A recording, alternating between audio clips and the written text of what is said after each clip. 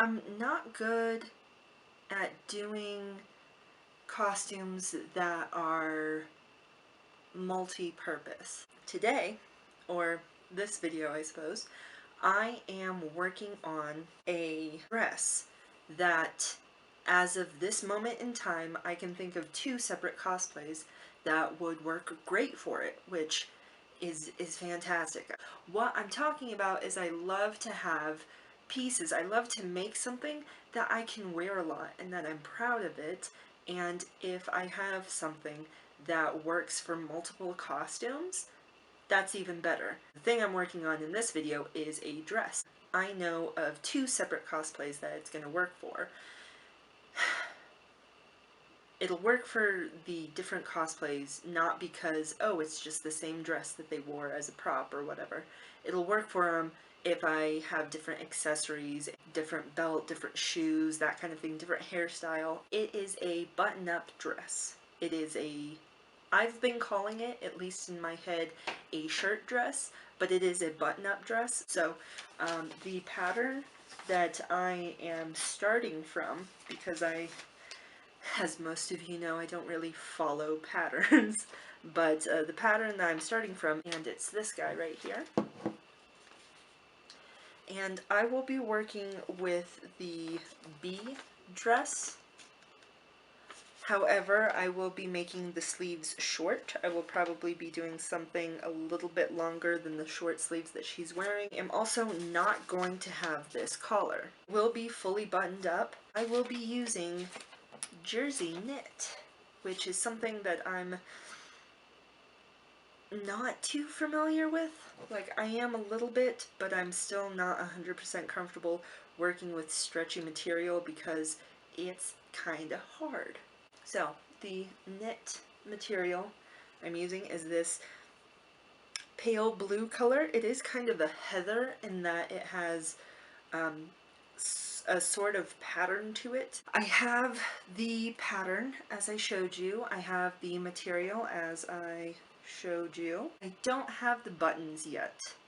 I am going to order them shortly, and hopefully they won't take too long to get here, but they're kind of cute, so I want those ones specifically. Also, I need a lot of them. When I bought this material initially, I bought 3.5 yards, so I have another project in mind that I will be using that for. Yes, let's get to putting this together. And then once it's all put together, I can show you the different ways that you can style it. You can style something like this. And actually, I'm going to do some more research in the meantime to see if there are more than just those 2 outfits that this dress would work for.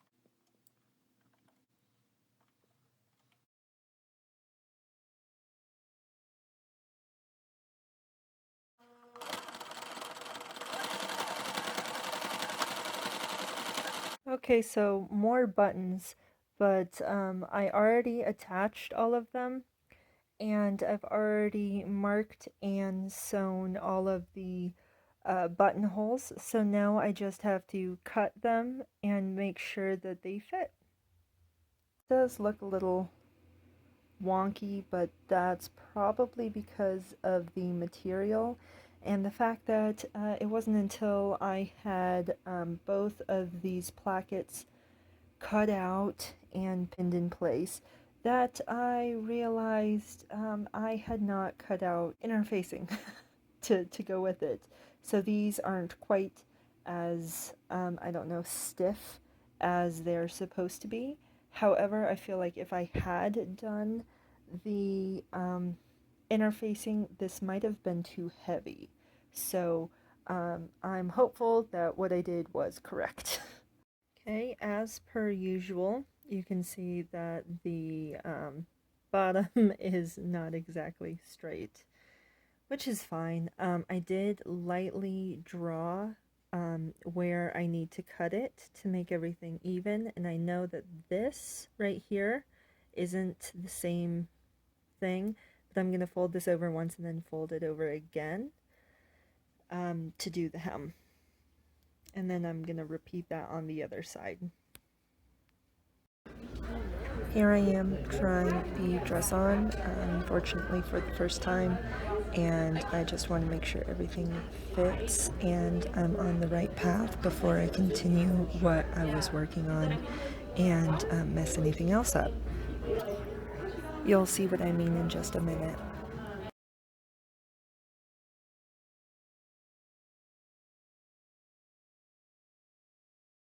I came to the realization that something just didn't record, I guess. I'm going to give you some context and then we're going to jump back into it. I made a decision that since the bottom edges weren't lining up properly, I ended up cutting the front bit like straight across. And I did that on, I think, one side.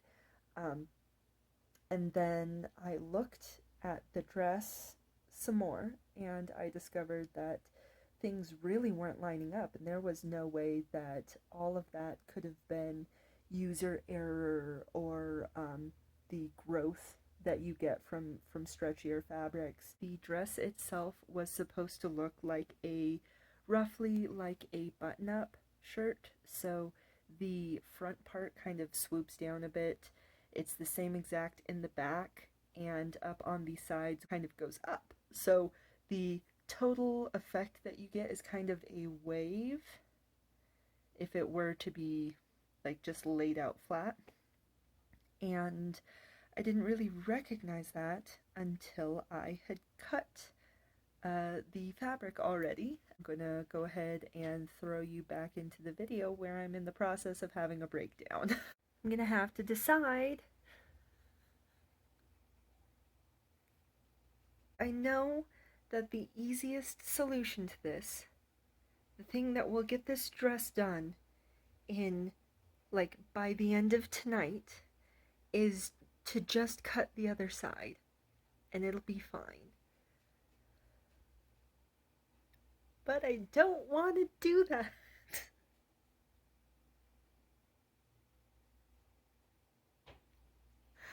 so mad.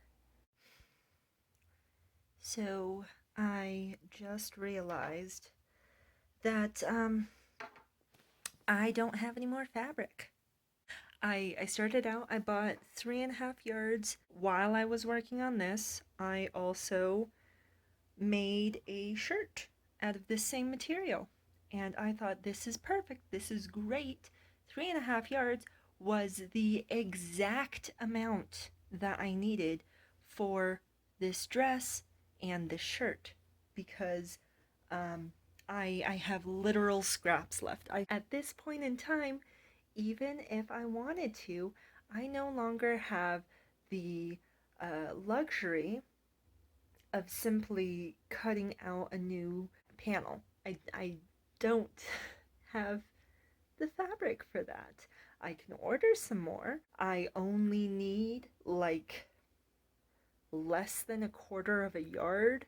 That is great. It's grand. It's awesome and amazing, and I have to decide between spending more money and wasting fabric and cutting a tiny bit off, cutting this much. This probably even a little bit smaller of amount than this off of the front for aesthetic. My other option that I just considered, and I'm getting ready to throw away the thought as I'm speaking, but I'm kind of thinking that maybe I'll go ahead and redraw how that looks on here. that would be cutting the side piece up a little bit. It'll make the shortest part of the skirt even shorter than it currently is. I'm pretty sure the longest part of the skirt currently is roughly at my knees. And I want to still be able to wear this dress because I've made it, I've spent a lot of time and effort on it, and I think it looks cute. I want to still be able to wear it because otherwise it's just a waste. But I don't want to wear it if it's super short because I'm not comfortable with that currently. We'll see. Hopefully I'll be able to figure this out. The plan was to have this finished today, and that's not gonna happen. So maybe sleeping on it will, I don't know, jog something in my head and make me think of another solution that I haven't thought of.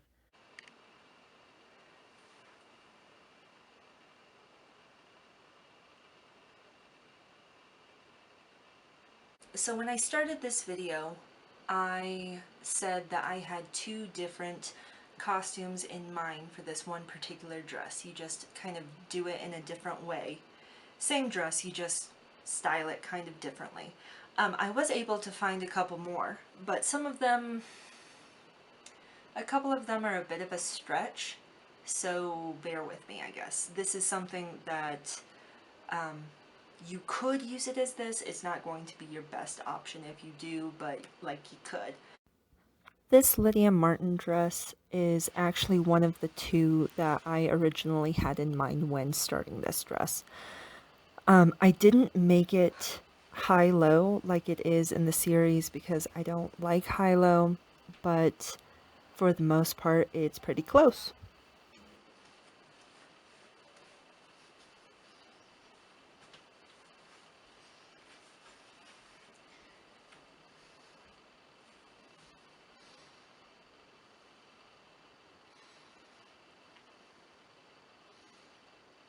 The Katniss reaping dress from the Hunger Games was the second one that I had in mind when I started this dress. I did do a little bit of gathering at the shoulders, and I did a little bow with the belt.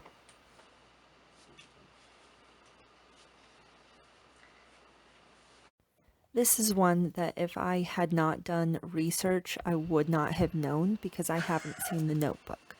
But the dress is slightly lighter and the buttons are a lot bigger, but other than that, it's pretty close. I don't know what the bottom of the dress looks like because I only have this picture for a reference, but I think it's pretty close. I think the blur proves that the camera hated this Belle costume just as much as I did. It worked in my head, but not in practice, so if you can do a better job, definitely do it. Another Lydia costume. This one, however, actually has a built-in belt and a collar, so it's not quite the same, but I feel like it gets the point across. The shoes, I can't remember what they were, and I couldn't find any full body pictures, so Ariel was also not the best I could have done. It was another shot in the dark. Thankfully, it didn't go as poorly as my Belle one did, but I still wouldn't suggest using this unless it's your last option. This is a fun little experiment that I just kind of did on a whim. The initial dresses that I was thinking of were for Katniss and the completely buttoned up look for Lydia. Those were the two that I originally started with, and I really liked the dress, so I'm like, I have a pattern for it, let's do it. There were a couple that I obviously I was stretching. There was an additional one that I sort of thought of doing until I did the Belle look. The Belle look. Once I did that one, I decided to not even bother with the Alice one. I imagined the Belle and the Ariel looks going far better in my head. All of that to say, those are just options in case if you happen to have a blue dress or you just want to make one and then reuse it a bunch of times, which I'm all for, even if it's not going to be exact. That's basically it. I'm looking forward to wearing this dress without all of the extra parts. So yeah, I'm not quite sure what we're gonna do next time, but in the meantime, I hope you have a great day. Bye!